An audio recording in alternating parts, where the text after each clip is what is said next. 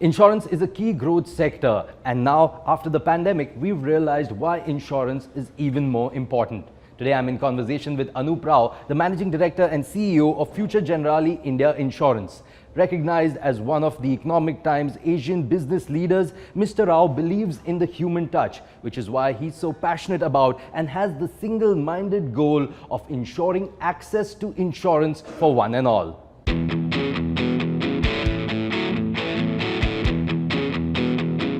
Anup Rao is an industry veteran who has put his vast experience of over 2 decades in the insurance industry and unparalleled expertise in retail to the best possible use. Under his leadership, the company delivered higher than industry growth, improved profitability and productivity, and also became an employer of choice in the insurance space. Hi, Mr. Rao. Thank you so much for talking to me. It's a pleasure to meet you again. Let's start off by talking about COVID-19. Of course, mega moment for everybody across industries, personal lives. How did Future Generali go through with the pandemic? What were some of the steps taken to changes that you brought about when the pandemic hit and during the duration of the pandemic? So I think the most important step we took was the first step, which was to recognize that this would be a problem much before anyone else did. So we shut down our offices a couple of weeks before the lockdown was imposed. And so we moved workstations home, we had new processes. And I think that helped us prepare for what ended up being a pretty long period, over a year, wherein people are working out of home or hybrid at the best case. So in that sense, we got lucky. Our call was right. And then I think once you internalize that this is going to be a future, the remaining steps come through. Come through automatically. So this was the start, and then towards, so to say, the end. So 2022. How was 2022 for Future Generali? So both 21 and 22, the COVID impacted years, we did well. We grew faster than the market. We were able to accelerate our technology initiatives. Mind you, while in the middle of COVID, we were actually also going through a transformation on our core operating system. We won a couple of awards, including Great Place to Work. We have certified 2 years in a row. Actually, now it's 4 years in a row. So we did okay. We did fine, I think.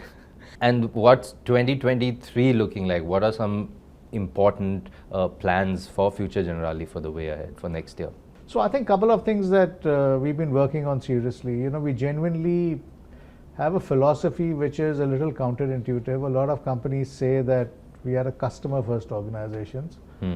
We don't say that. We say we are an employee-first organization. All right. And then my fundamental belief is that in case you're employee-centric, I think being distribution-sensitive, customer-sensitive, societally sensitive, all of that will come through. But it has to start with the employee. If an employee doesn't feel happy or valued or does not believe that, there's a purpose beyond a 9-to-5 job or a month-end salary, which she or he is working towards, I think the other things will not fall in place. So that's a philosophy we've been expanding on, so which means a lot of things. It means what we take very seriously is our certification as a great place to work. In fact, for the last 2 years, we've been voted as a #1 general insurance company to work for in India. Last year, we were the only general insurance company in the top 100. Part of this means also that we celebrate a lot of things, like we had the Pride Week, and just a couple of weeks back, we also had the Diversibility Week, which focuses on getting disabled to engage with us as employees, as an organization. So I think the focus here will automatically lead to focuses in other places because people are passionate. In case they're passionate about what they do, then we do have other things which come through, right? There are a couple of interesting products we have. For instance, right from pet insurance to health insurance, which is all inclusive, includes the LGBTIQ community, covers live-in partners, which I don't think anybody else in the industry is doing. Again, a few years back, if I wind the clock back a little to say 2019, 2020, we're the first ones to actually look at mental wellness as the core of a product proposition. So a lot of interesting things, but then I think it all starts with creating an environment where the employees believe they can do their best every day and they want to do their best. every single day. No, that's a very important thing and very much required. We will be talking more about that, but you mentioned the Great Place to Work certification that you've received. So what do you think strikes a chord with your employees so that, you know, you've got this multiple years in a row, this certification, and like you said, the last 2 years you've been the #1 general insurance company in India to work for. What is that magic potion, magic formula? So I think we genuinely empower our people. I mean, we are not an organization which is very prescriptive. We don't prescribe. And in fact, as an example, even today we are a hybrid workplace. All right. You know, a lot of companies and have insisted that employees come back to office, you know, 5 days a week or 6 days a week. We say that, look, as long as you get your work done, it doesn't matter where you work out of. Of course, in certain functions such as say distribution or claims, that, you know, that human touch or is required with the customer. But again, I leave it to the wisdom of the managers and the hierarchy to take care of it. So genuine decentralization, genuinely no micromanagement, and genuinely, you know, we are a purposeful organization. We have purpose. And we are an organization which is not expedient. So let me explain that. I mean, one of the things we tell our people is that whether we have an outstanding year or a poor year, you know, we'll make sure our rewards are fair. So during COVID, we went through with increments and bonuses like in any other year. We could have an outstanding year going ahead, but then again, we're not going to go overboard. So consistency, predictability, a safe sanctuary, our attrition rates are among the lowest. We truly nurture people, and we are okay in case people aren't able to deliver their best for reasons outside their control, and then we genuinely understand that. Having said that, while doing all this, we are also brutally severe on differentiation. So if somebody does well, the person does get differentiated significantly with vis-a-vis peers. So basically two things. One is create a sanctuary and other differentiate.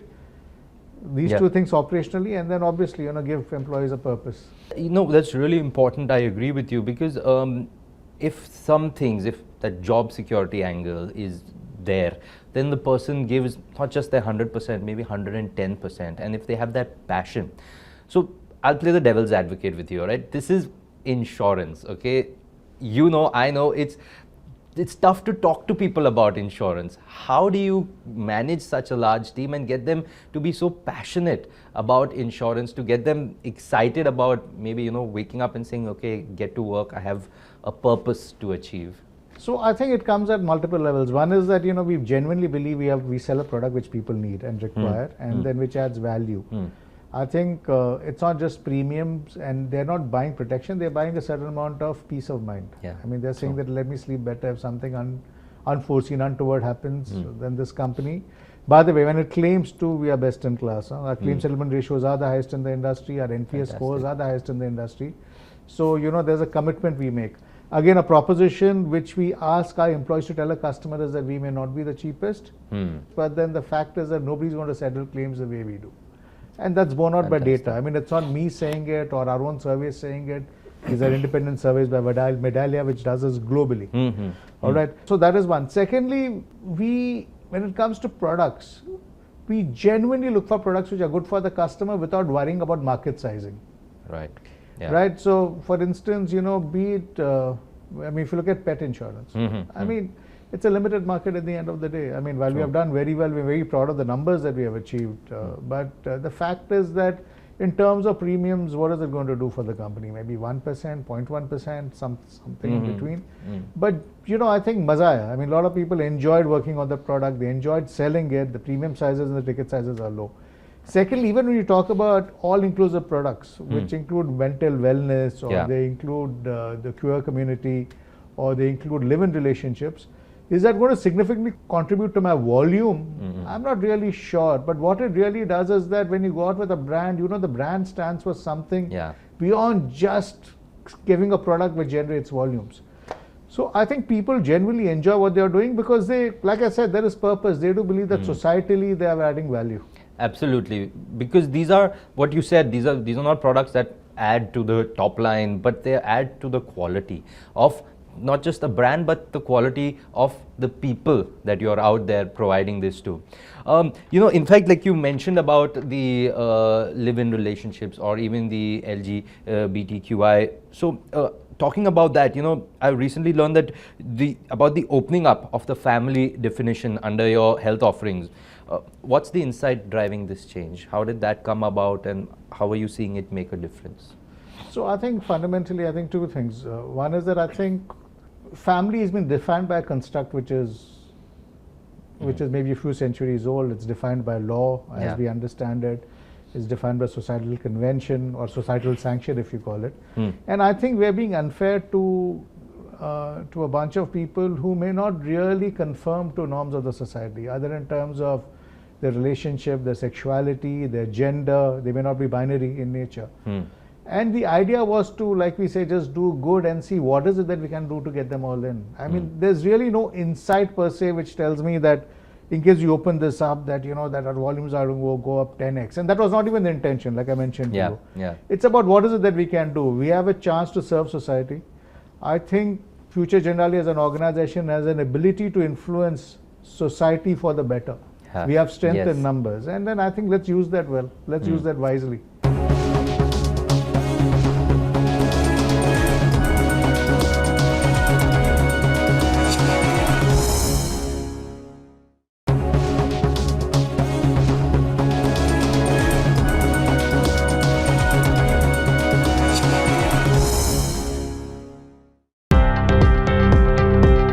Future Generali India Insurance strives to promote a culture where diversity, equity and inclusion is embedded in how they work and do business every day. The company has a clear strategy supported by structured diversity, equity and inclusion governance. Reaffirming its commitment to promoting the values of diversity, equity and inclusion, the brand celebrated Pride Month to support the LGBTQIA+ community with a flash mob and Pride Parade at its office premises in Mumbai, Delhi and Bangalore,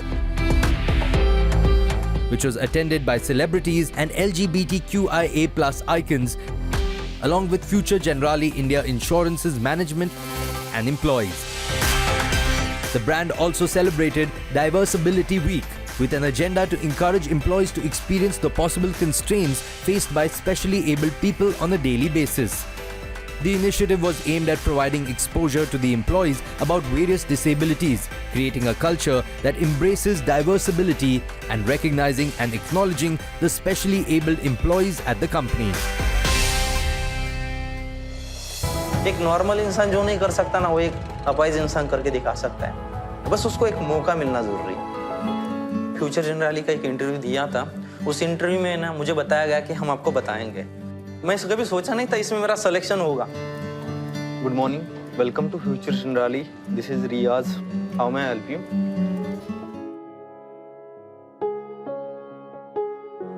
When I got rejected for the 25th or 26th time, I collected all the data from all those rejections, why I was rejected. You don't have to explain every single thing of your life, what has happened to you, to every single person. If you tell them the struggle in the beginning, already you are on zero. Your score is directly zero because you started with negativity. I bring only positive things in front of them. There is no wrist bone in my palm. I cannot operate much with my left hand. The overall experience is really very good. And my all managers, my teammates, they are very strong about me. They are very positive about me. So they are always encouraging me. I want to delve a little bit more on the diversity, equity, inclusion part. That's really important for Future Generali. You have a number of initiatives around that. You've done Pride Month. You've done stuff for last couple of weeks ago also. Tell me a little bit about how the idea came for these initiatives and what else have you been doing under this umbrella? So there are two parts to your question. One is about Pride. The other is about Diversibility Week, right? So as far as the first part is concerned, the queer community, I think it's fairly underrepresented in the public eye because, again, like societal sanction doesn't exist at this point in time to the extent it should. It does. Things have changed. So I think it was about bringing it to the fore, and that's what we did. It's estimated that the community is about 7% of India's population. And if I extend that logic, it means I have a similar proportion, at Future Generali. Now, can we create an environment wherein people feel comfortable to come out at work? So one of the things we wanted to do was let people be out, people be themselves in case they want to be. Without fear of judgment, without fear of prejudice, without fear of it affecting their career, or without creating any social stigma, so on and so forth. So we celebrated that, and I think the employee response was absolutely fantastic. We had great participation. I think people had a lot of fun, and I'm really very proud about how all the employees took that forward. As far as Diversity Week is concerned, there's a story behind it. I mean, a couple of years back, I'd gone to this restaurant where the serving staff was hearing impaired. And a few weeks after that, I happened to go to this brewery where again the serving staff was hearing impaired. And what really got me was that in both these places, majority of the employees were hearing impaired. Right. There were people with disabilities. And they had managed to give the customers a great experience. And I was very impressed with what these guys had done to mainstream people with disabilities. Now, which set us thinking. So we came back, we had a conversation, obviously pushed HR, spoke to people in marketing, said that what is it that we can do. And I think the insight for us was that, look, I mean, one is that we don't look at people with disabilities as candidates in the first place, for whatever reason. Secondly, in case you were to get them on board, can we ensure that, they have the physical infrastructure, to be able to use the office as well as anyone else can. And again, so 2 weeks back, we had this great celebrations, great participation. Again, very proud of the fact that the employees wholeheartedly believe that this is a purpose worth pursuing and fulfilling. Fantastic. It's really important, I guess, in this time and age to be an inclusive employer as well. I want to shift tracks and talk about the products, the solutions that you provide, the services that you provide.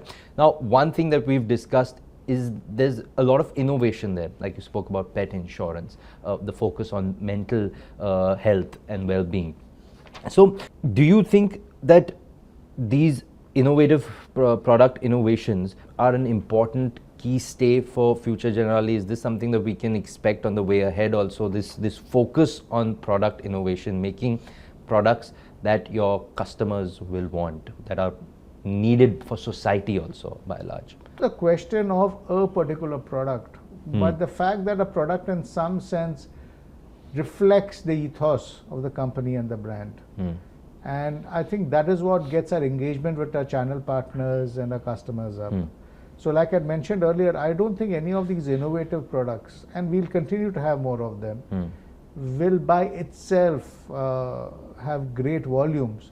But I just want to put it out there because you want to tell people that fine, even if you're a segment of one, a micro segment of just one individual, or or 25,000 pet owners, which is the number of policies we sold as far as dog health insurance is concerned, we value that.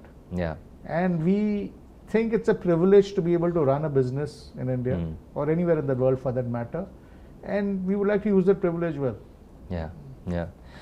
Which is very important, I guess, taking customization to new levels with this. Mr. Rao, passion we've spoken about is important, but sometimes what happens in this, you call it rat race, or you call this hectic work life, and especially during COVID, what happened during COVID was your personal life, your work life, the boundary kind of just disappeared. It was one and the same thing. If someone has a lot of pressure at work and that gets pushed to the personal life or either ways on, that person overall somewhere will be lacking something. What I'm trying to get to is, at Future Generali, how do you kind of help employees while you're helping them do great work at work? You're making them passionate, you're empowering them. But how do you help them balance the personal life also? Because that inadvertently will impact work life.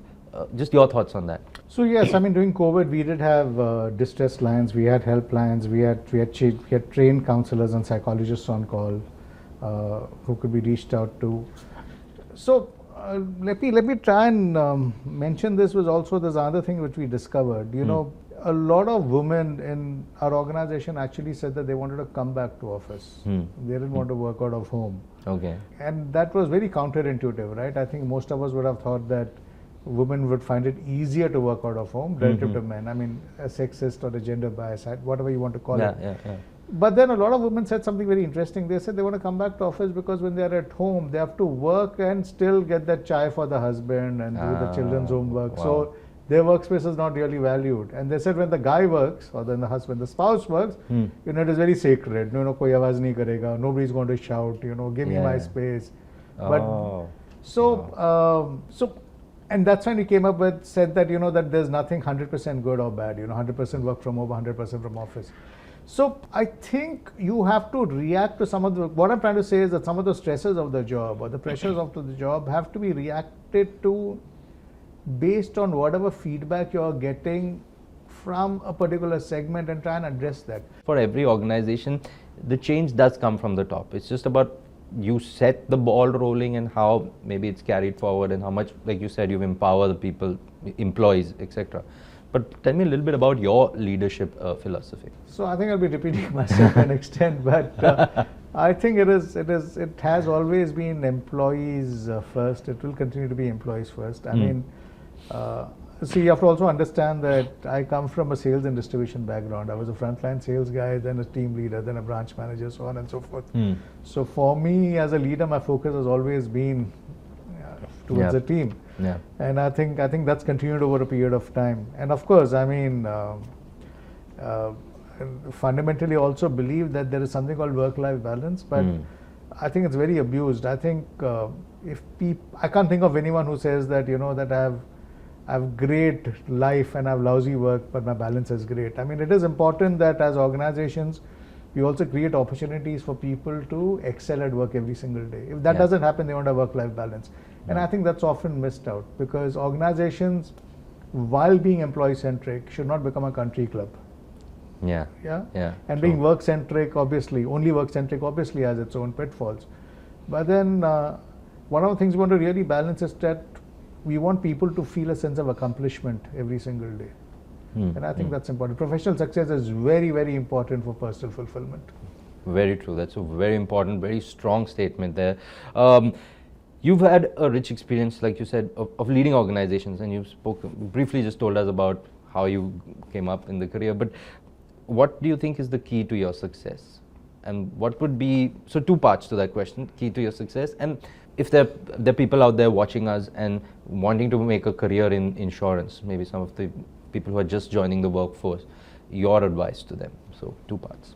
So I think you just do your best every day. I mean, you will get opportunities. They will come your way. I mean, I think over a period of time, everyone has the same kind of luck. And you will get lucky sometimes, you'll get unlucky sometimes. But if you do your best every single day, when the opportunity comes your way, you'll be prepared to take it. Okay. So, simple. And any tips for somebody looking to get into the insurance industry? I think most important thing is that a genuine interest in helping people and engaging with them. A genuine interest, because this industry is about making a promise in the future, and you know, and that's paid for in the present. So you're absolutely right. Well, Mr. Rao, absolute pleasure to talk to you. Thank you so much for your time. All our best wishes for the way ahead for you and for the entire team at Future Generali. Thank you so much. Thank you. Thank you so much. Thanks. Thanks to his foresight and willingness to embrace the new normal, whether it is the early adoption of digital infrastructure or technology, or introducing customer-centric product innovations, Mr. Rao has unfailingly tackled challenges head-on. That's all on this episode. Thank you so much for watching.